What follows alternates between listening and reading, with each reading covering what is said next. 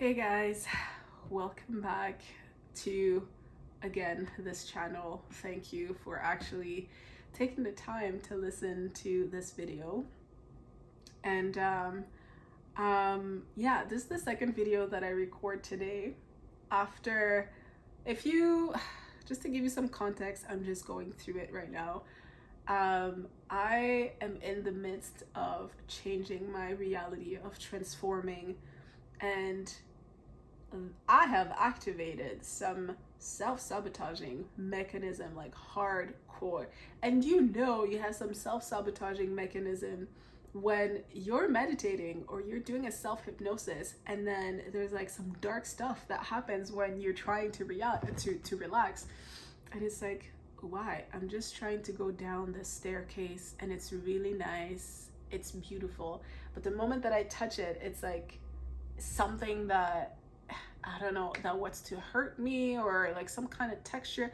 Like, but I'm just relaxing, dude. Like, can we all calm down? Anyways, so in this second video, what do I want to talk about? I want to talk about my experience in LA, my first time experience in LA, and what the energy of LA, like what I experienced in LA energetically. Because I think it's a wonderful place especially if you're aware of what's happening. But also, I mean, I don't know, let's just go into it and see where this goes. So when I first landed in LA, you get to this airport, or like you get to the airport, right? And then you come out.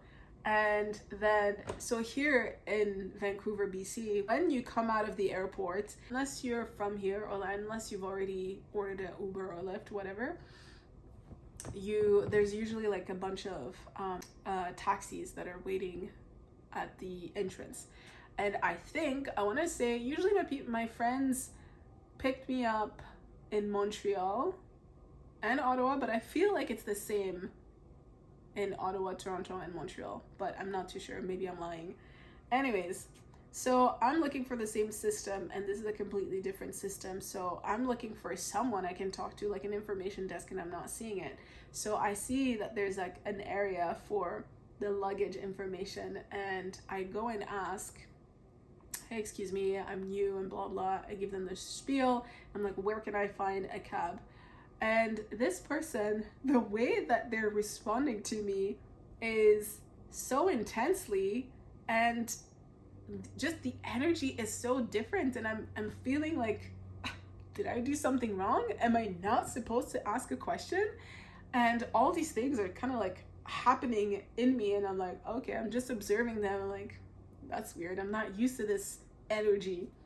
So anyway, so I follow, and then I get to the hotel, and that was like another thing. But by the time I finally checked into the hotel, again, even at the hotel, like the communication was like, I don't know, I just felt, usually my communication, the way that I feel, even if I don't get along or I don't agree with the person, not even agreeing with the person, even if like maybe the person is not agreeing with me or we're not seeing eye to eye, usually I can kind of follow along, the conversation, and it just ends up becoming like a therapy session, really, and then we unlock all these other things, but whatever. But here, it just felt like I was met with unnecessary adversity and no willingness to be on the same vibration, no willingness to like meet each other. It's just like bam bam bam bam bam bam all the time. So anyway, so I'm like, okay, whatever. I get checked in, and then I think it was like close to 7 or something, and now I'm hungry, and so I decide to order food. As I'm ordering food, I'm looking at this place that had an amazing salad, and I see it's like $15 US, and I start making the conversion in my head, and I'm like, man, this is like almost 20 bucks Canadian. And then I start going into this loophole, or like not a loophole, but a rabbit hole. I'm like, whoa, this is $20 US, I mean Canadian. I'm like, dang, this is like really expensive for a salad. Like, is that salad really worth $20? Am I actually really hungry? Maybe I should get like something cheaper. What can I get for cheaper? And as I'm going down and down and further down into this vibration, I'm like, whoa, what is happening? And I could literally feel, it just felt like I was like in a rice cooker, you know, like a pressure cooker. And it felt like this whole energy is like, it was like a bubble that is slowly coming at me and engulfing me and just like bringing me down and down and down and like pressure and more pressure. And when I started saying things like, oh, maybe I should look for something cheaper, that's when I knew. I'm like, no, darling. Because I know if I eat something cheap, I'm not going to feel good. I've been there so many times. I'm like, this ain't worth it. No. So that's how I caught myself. It's like one of my mental cues. So I caught myself in this thing. And then I'm like, whoa, is this how Americans live? Or is this like an LA thing? And maybe this is also true in Canada, but it's not true for me and the reality that I've been used to, you know? And I'm like, maybe this is why, like, LA is the capital of like, you either make it or break it, because the pressure is so. And I wonder, like, if you're from LA, do you also feel that pressure, or was it just me and the sake of my experience? Or and for people like foreigners, okay, coming from outside California or outside of LA, but still within in the States, has that also been your experience? So maybe, like, what has been your experience? Anyways, so mine has been this, right? So I started kind of thinking and feeling like, okay, yeah, this is maybe why there's a general experience that is offered in LA where you make it or break it. People come to LA with like big dreams, and it just feels like this energy naturally pulls you into wanting more, and you either have to fight to fight really, really hard to get to what you want, or you just crumble and you kind of just lose yourself in this pressure, and you keep feeling small and and just fighting for the sake of fighting, and you don't really expand, and it kind of just traps you into this loophole. Whereas my experience in Canada is the energy is not intense here. I mean, sure, some people say that Toronto can be intense, but it didn't feel like the same intensity. Canada, at least for me, especially in BC, it just feels like the energy is just like, meh. You want it, you don't want it, it's up to you. You want to struggle? Sure. If you don't want to struggle, sure. It's just like neutral in a way. It's like it has no liveliness to it, because in a way I feel like LA, there's like so much life, or it's like it's alive because of that whole energy, right? So anyways, if you're going through it, again, this is the theme of transformation because I'm documenting this thing.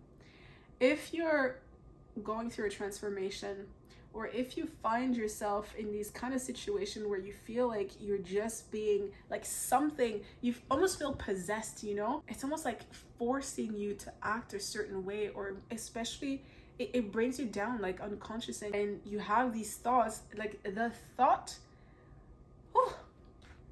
thought realm in LA is quite powerful. Like it's massive, And so if you ever feel yourself like, you're working through something, but you feel like there's something that is possessing you, or there's something like an energy, like something that is kind of like, and it feels like outside of yourself, something that is preventing you to break through.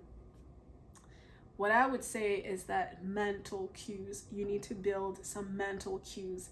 And sometimes, and it's different for everybody, I've built mental cues, like painful mental cues, like the food, where I've been in situations, especially throughout my evolution or my expansion, my food has changed so much, and and I've had to kind of detach myself from certain foods emotionally.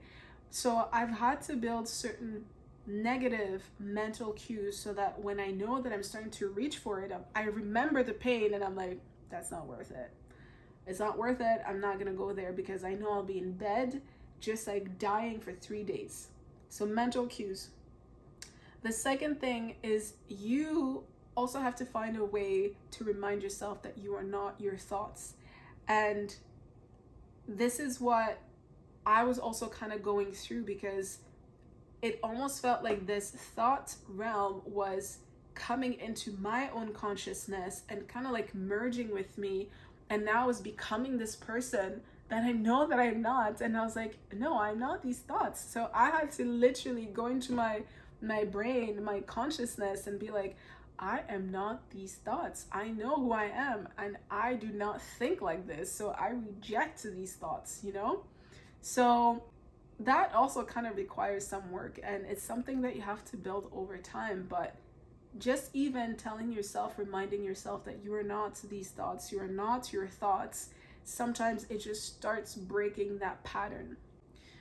And the third thing is, remember that the divine is always working for you. And that's something that I learned to do, is to use every opportunity or every experience, especially if it's negative. I've learned how to pivot them in a positive way. And this might be a skill, maybe, I don't know, for lack of a better word, a skill. But basically, you know, when you're in that state of mind where you're like, you just see dark, there's absolutely no light that you see. Sometimes it's really hard. And again, I think it comes back to those mental cues that I talk about, because for me, it's like, if I'm in that state, I never go, like, there's only so low that I can go now. But if I find myself feeling or being in that state of, you know, like a spiral, I just take the situation, and I'm like, oh, hold on, I'm feeling this way, I'm feeling bad, or I'm feeling uncomfortable, I'm feeling scared, and I'm like, oh, hold on, there's something that is being worked here for me. And even just saying that, it creates this little distance from that situation, or from that perspective. And so in that situation also, the other thought that was happening when I was pivoting was like, oh, this means that I must be getting like a lot of money, because why else? If I'm going low, I can go high too, right? And that's something that I usually just tell myself. If I start feeling low, that's because I'm gonna be propulsed. I don't know if that's the word, because right now, again, I'm operating with a half a brain and in French, but basically, in French is propulsé, that word. I'm going to be, you know, going that high, and then I start getting excited, and then I start focusing. It just shifts your focus, right? This is what you're trying to do, like just trying to shift your focus. So I hope that helps. And yeah, so just remember those 3 things. 1, build mental cues. 2, remind yourself that you're not your thoughts. 3, just pause and slow down and start pivoting that conversation that you have in your head.